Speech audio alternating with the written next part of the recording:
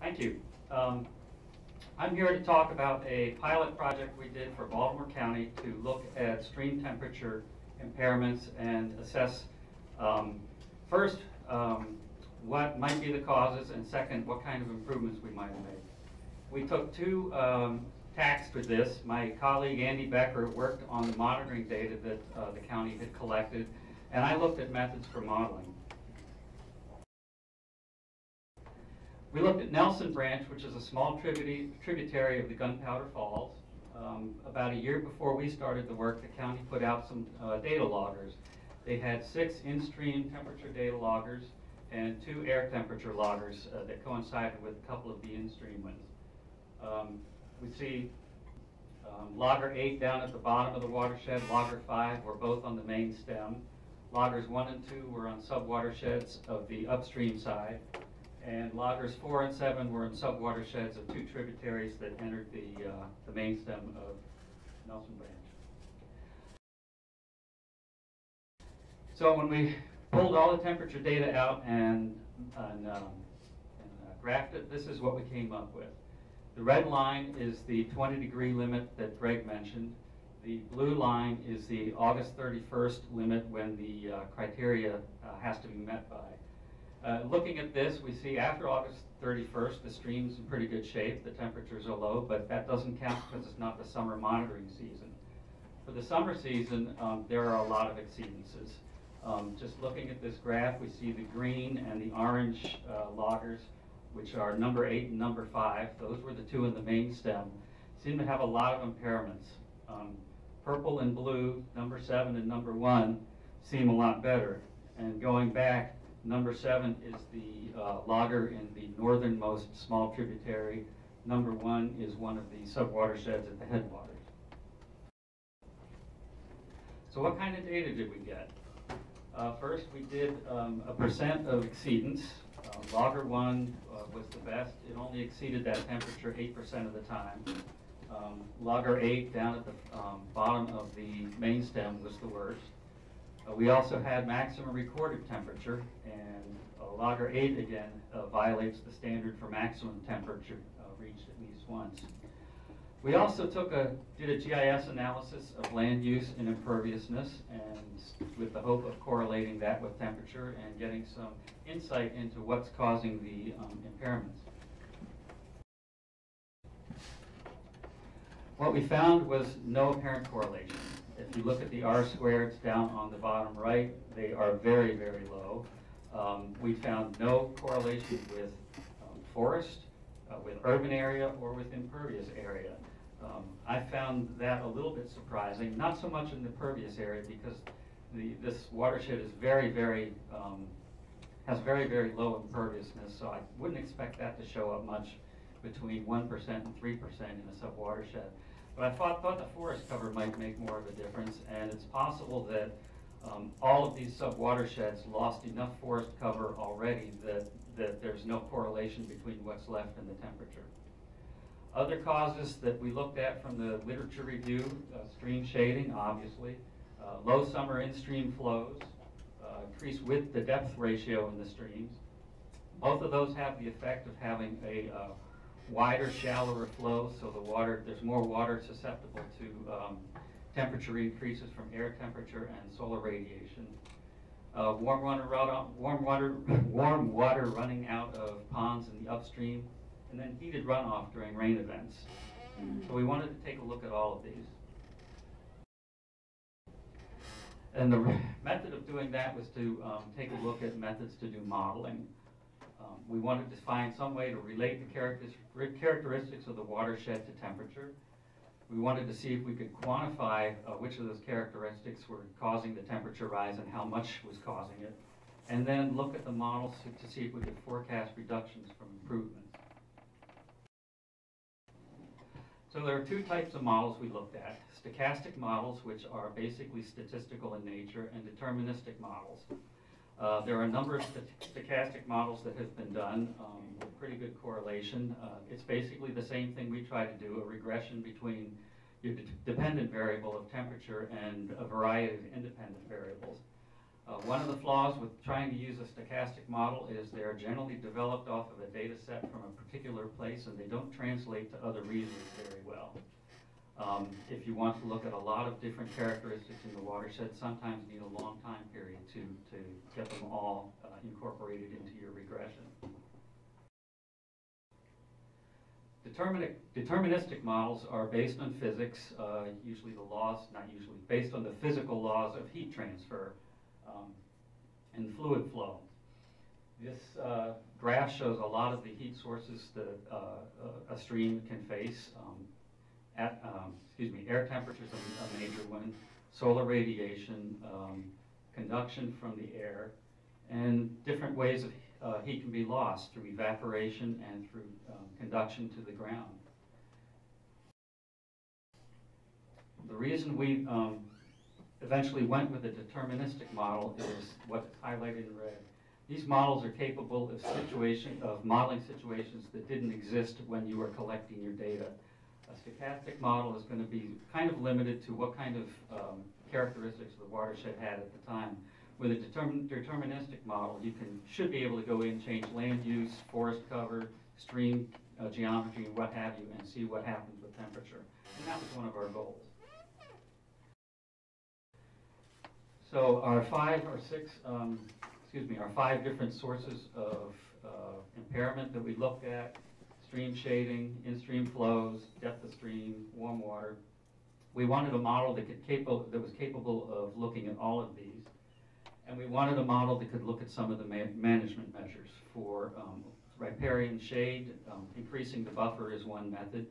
For wide and shallow streams, being able to change the stream geometry in the model and see what would happen was something we were looking at. Again, input data is pretty critical for modeling. Usually you never have enough of that. These temperature models take a wide variety of input data. Meteorology, obviously, hydrology, channel morphology, topography, land use, and shading. We had a source of about 7 different data sources that we pulled from to get this data. Our weather data came from the air data loggers and water data loggers that gave us the temperature and flow. We got precipitation from a county rain gauge. We got some of the other wind data from State Highway Roadway Weather Information System Station. They have 50 of those across the state of Maryland. And finally, the cloud cover we got from the NOAA daily reports. So deterministic models, we did a lit search and found 6 of these that were applicable, looked like they might be applicable. They are generally written and supported by federal agencies, Corps of Engineers, USGS, EPA, and Oregon DEQ wrote one themselves called Heat Source. They are separated into really a couple of different classifications. Oops. One is continuous modeling, and that's a model where you can maybe put in precipitation and temperature changes over time, and the model at each time step recalculates the temperature. The other is a steady state model where you're not doing that. You're just putting in one set of input data, the model converges to the temperature, and that's it. Steady state models are simpler. That's the way water quality modeling began way back in the old days with Streeter Phelps and the WASP model. So when we looked at them, they kind of grouped into two different ways. The 3 at the top, CE-Qual, HSPF, and Qual2E, were all water quality models that had a temperature component. The 3 at the bottom were dedicated for stream temperature modeling. We really didn't have the scope to build a pollutant loading and water quality model just to get temperatures, so we kind of focused on the bottom 3. And once we got that focus, we started looking at the complexity of the model and the resources needed and the input data needed, and went with SSTEMP. Heat Source looks like a good model from Oregon, a continuous model. It had a part of the application where the model looks at GIS data of thermal impacts and correlates that with the stream temperature, which was a bit beyond where we wanted to go with this. SNTEMP looks pretty good. It is a stream network model, and SSTEMP is a simpler version of that looks on the reach level. That looked like that was what we needed for our pilot. We also wanted to look at heated runoff. We only found one model that did that. One of the issues with all of the stream temperature modeling we're looking at is that they are written from the standpoint of fisheries people or biologists or stream people, and they want to know what's going on in the stream. They don't really deal with what's going on in the watershed. So where you've got development and new imperviousness coming in, the models tend not to look at that. We did find one model from Dane County, Wisconsin, the thermal urban runoff model. It's a site level model. Dane County uses it for development to have developers run the model and see what kind of an effect their development will have on temperature going off the site.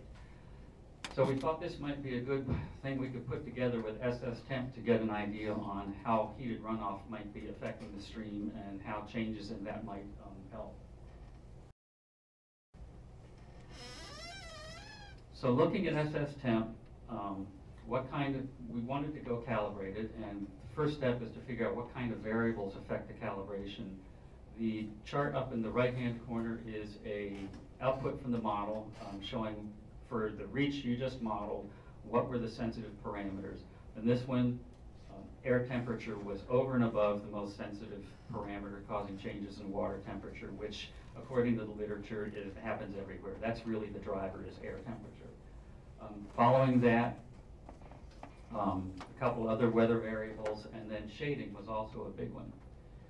We looked at the model input and decided that varying the shade in our reaches was how we wanted to calibrate it. And one reason was we had fairly rough information for shade. We had taken a GIS layer of forest cover and figured out the percent of forest in the stream buffer.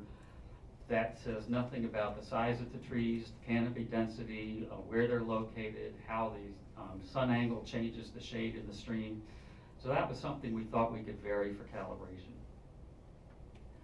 When we did the calibration, we got 3 of the 4 streams calibrated to the logger data. The 4th one, even though we went to 100% shade, still didn't calibrate.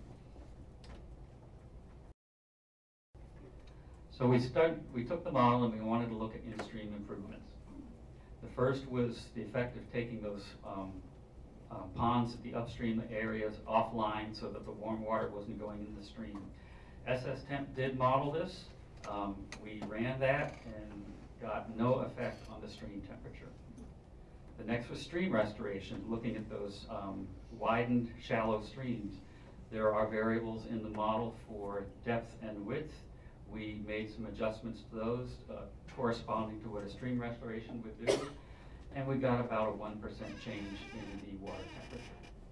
Finally, the third one was adding riparian buffer and shade, and the model did give us some results on that adding shade would reduce the temperature. As to why the other 2 didn't have an effect, we have 2 hypotheses. One is that the effect of the stream width or the ponds was small enough that it really didn't matter to the stream. And the other is that maybe the algorithm in SSTEMP really didn't address that well enough. So the riparian buffer results. We took the look at the 3 reaches that had calibrated and started increasing the shade variable. And on all 3 of them, we got them to the point where we could get our temperature down to where we wanted it in the 20-degree range. The main stem between loggers 1 and 5, we added about 4% of shade. That was an equivalent of 1.1 acres. The lower part of the main stem added about 35% of shade, and that was 8.3 acres. And then the trib to logger 2 took the shade up to 100%, adding about 1.7 acres. And using the King and Hagen data that got published a few years ago, we came up with an estimated cost of somewhere around $350,000 to $400,000 to add this amount of riparian buffer in those 3 tributaries. So for the heated runoff, this got to be a complicated issue because we've got a site level model that we have to get the runoff from that into the subwatershed and then take that subwatershed and put it into our stream reach. So we did that by doing the site level model, using TR55 to estimate the runoff volume from the site, runoff volume from the rest of the watershed, and then did a weighted average to get the temperature and of the water going into the stream. Once we had done that, we had a change of stream temperature that SSTEMP could calculate. The results: 22-degree rainfall. Water came off the site at 46 degrees centigrade, which is awfully hot. Excuse me, off the imperviousness at 46, and then off the site at 36. That we did an average with the subwatershed and got at about 24.8 degrees going into the stream. Put that into the SSTEMP model, which the headwaters was 21, and at the end of the stream it was 24.8. Both models were easy to use. That was one of our criteria. Neither of them had extensive data requirements where we couldn't find the data. Putting them together was useful, but difficult. It was limited by a lack of a good data interchange between the watershed and the stream. TURM didn't have a module to test urban BMPs. We could do that by doing offline calculations of runoff reduction from things like infiltration or impervious disconnection, and then putting a different volume of water into our weighted average with the subwatershed. SSTEMP didn't model the stream restoration changes well, and neither of them did a very good job of estimating heated water from ponds. So future work, we need more data and more models, because I'm a consultant. One of the flaws was that we were pulling the weather data from 3 different stations, only one of which was the flow meter that was in the watershed. So our precip and our cloud cover and our wind were some distance from our watershed, and it's a small watershed, so that can make a difference. Stream data, we had one data logger that gave us flow measurements. We really need flow measurements in all of them, and it would be ideal to have flow measurements from those ponds upstream. Vegetation data, SSTEMP will model a detailed vegetation if you've got this kind of data for the forest on the riparian forest. Tree heights, canopy cover, whatever, and that might give us a better idea of the shade values. Going forward, we think it's useful to test some other models. One of the stochastic models we looked at was written by Nelson and Palmer at University of Maryland, I believe. And it's a Maryland-based stochastic model. It looked at urbanization and climate change, and we think that might be helpful for this kind of a watershed. It would translate fairly well to other Maryland or other central Maryland sites at any rate. The deterministic models, I kind of like SSTEMP. I'd like to try SNTEMP and see how that works with the network. That's still a steady state model. The Oregon model is a continuous model, and again, that would be a good approach too. And as Greg said, they're working with HSPF. That one is, for a modeler, is a step of expertise beyond what most people are used to. But if their shade module that he explains does a good job with all this, that would probably be a good way to go as well. And so for that, I'm available for any questions or comments.